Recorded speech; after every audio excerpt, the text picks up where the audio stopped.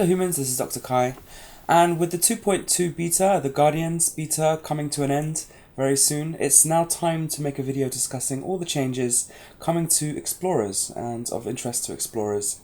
And surprisingly, the list is quite long, and some of the changes are actually quite significant. I wouldn't say exploration has revolutionized itself just yet, but we've got some very lovely goodies in store for us. Before we go any further, you should know that this video contains minimal spoilers. I've really tried to keep the spoilers to minimum. Some things I'm not going to show you any footage of, and other things I'm going to show you pretty bad footage of, or nothing too exciting about the new mechanic, so that you can go and explore for yourself, which is what you do basically, my fellow explorers. So we'll start off with Neutron Stars and White Dwarfs. They now have this new animation, and as you can see on the screen, I'm showing you the very earliest footage of this animation when it was still a bit buggy, so you can go and find it for yourself and it will be a nice surprise. But basically, as you can see, the Neutron Stars and White Dwarfs now have these plumes coming out of them that are stunning and gorgeous, and thankfully do not suffer from that sprite bug where when you rotate your head they rotate as well, so you can actually immerse yourself and enjoy them. And there is a mechanic that goes along with them, which is quite amazing. As it stands now in the Beta 4, the mechanic is that if you fly into any of these plumes, for White Dwarfs, you will lose control briefly of gravity, and I suppose it's a little bit dangerous, but not really.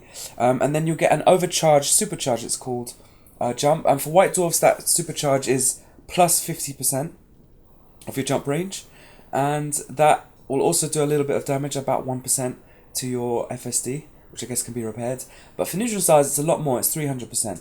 And a lot of people are very happy about this. Actually, they even want it to be more, especially for Neutron Stars, because there's two reasons. The first one is that people like Aramis and crew are looking for ways of setting up neutron superhighways through the galaxy, so that you can actually save time off your trips by flying through neutron fields, or stellar graveyards as I like to call them, jumping from neutron star to neutron star and saving time. Right now 300% doesn't really enable that due to a lot of people's calculations, but still it's nice, it's pleasant. And I personally am looking forward to using this mechanic as a way of getting to out of reach stars. I found one, for example, that the final jump requires a 290 light year jump from neutron star to the nebula in question, which I'm not going to reveal just in case they do up it and I could be the first one to discover it. Basically, hopefully you're going to be able to use this to discover places that weren't discoverable before. And maybe you won't be able to get back, which is quite exciting. You might have to just publish the results and then self-destruct. But you can guarantee that you'll go down in lore for that. Or you might be able to get back if you're lucky with Jumponium. The last jump might be okay. Or the final destination might itself be a neutron star, because many planetary nebula have neutron stars at the centre of them. So this is quite an exciting mechanic.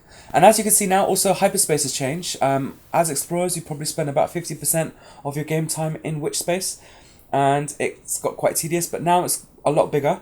And as you can see, at the very end of the animation, you can see the star that you're approaching getting bigger and bigger. And that basically takes the same position as the star was when the FSD initiates into hyperspace.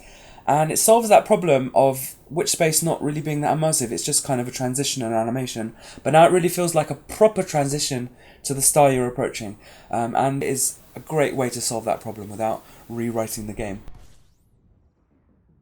There's a lot more to find in the bubble, and I think that is definitely of interest to explorers, because explorers do like to find and see cool things, and there's a lot of stuff in the bubble, so let's go through it. Firstly, there's new engineer bases. Not going to show you any of them. I'm not even going to show you their names, because that's not how the game is designed, that you should discover them yourself. But there are a significant number of new engineers to find, and the engineer bases are all bespoke. They're all coded from scratch, they're all modelled from scratch. Another mechanic I'm sure you've heard of is that stations now have different themes. They look different on the inside. They've got different models, different colours, depending on their economy. And here's a high-tech one. It's the only one I'm going to show you. But there's also ones for refineries, for industrials. I particularly like the agricultural ones. And yeah, you should go and take a look. It's going to add a lot more immersion to that, and it's going to make it more pleasant to be in the bubble. I think that's of interest to explorers. Sol, the system Sol, has now had a whole bunch of dwarf planets added to it. Real ones that we know about, theorized ones. You can go and land on them, and I'll just show you a quick screenshot of the new system map. There's loads of them, so go and enjoy that. And one other thing I've noticed that I think is relevant to explorers who are into astronomy is that the Pleiades Nebula, the Seven Sisters Nebula, has actually changed to be a proper blue reflection nebula. as it is in real life. Because in the game it's always been this weird, colourful emission nebula. So now it's been changed and it's more accurate and definitely is more immersive to be in the bubble thanks to that. Another major change that is definitely of interest to explorers is something we've been wanting for a long time, and it's been on the exploration request list for a long time, is the ability to filter your routes on the galaxy map. So now you can actually select the stars that you want to be on your route, and the galaxy map will filter them, and you will only jump to those types of stars. There is a problem with it in that if there is no valid route, it won't then just fill in the gaps with stars you haven't selected, which can be a problem, and it can add a bit of tedium to this, but I think there is a way around it. What you do is you select a route with the right number of stars that will let you select that route, even the ones that you don't want, and then you turn those ones off.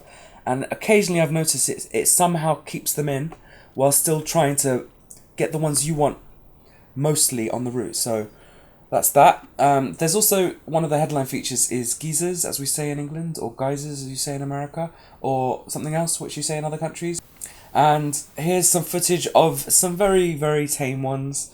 They're going to be much bigger ones, and you can actually bounce off some of them, and I don't want to spoil the footage of that. If you haven't seen it already, it looks pretty cool. I wouldn't say that's necessarily amazing, but I am quite pleased that they have made them rare.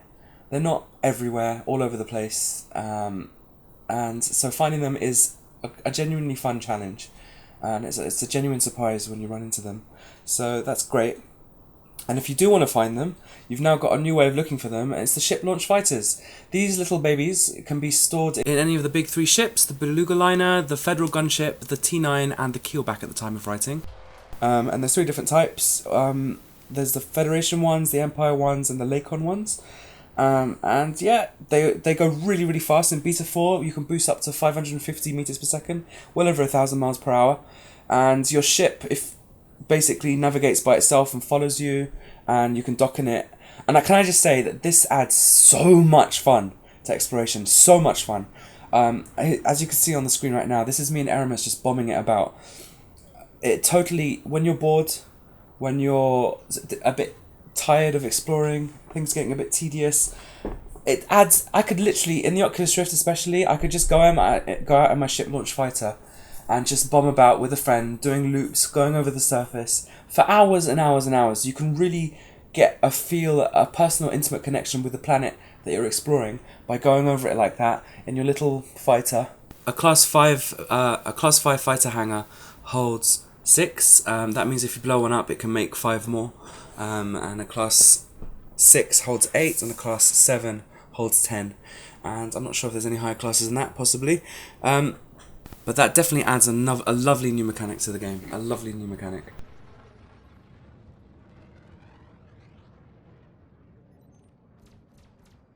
And also you can bring crew along. I guess that can add to your role playing. It can make you feel a little less lonely. And you can take passengers with. There is a new ship called the Beluga liner. It can actually be used as an exploration vessel. If you have a lot of money, you can outfit it to a jump range of 24, and then you can engineer it up to probably a jump range of about 30. It's got a couple of problems with it, and as you can and if you click on screen right now, you can go to my outfitting guide to it, where I explain some of those problems. For example, you can't have a fuel scoop of the biggest size along with a big shield, any kind of shield, and a fighter hangar, so you have to basically make a sacrifice in those terms, but you can carry passengers with you, and sightseeing in and of itself, whether in the bubble or being taken way outside the bubble, it's definitely a mission mechanic of interest to explorers, because it's all about exploring really, and it adds some meaning to it, and you don't have to just rely 100% on your own imagination. So there we go, that's a roundup, I believe, of the best exploration changes coming in 2.2. I may have missed some, feel free to mention them in the comments, and I might make another video if I've missed any significant ones, but those are the ones I've been able to find and read about. And I am very much looking forward to 2.2. I think exploration is going to benefit. I think we're going to get a few hundred hours of gameplay out of this before we're going to start begging again for some more changes. So long, humans.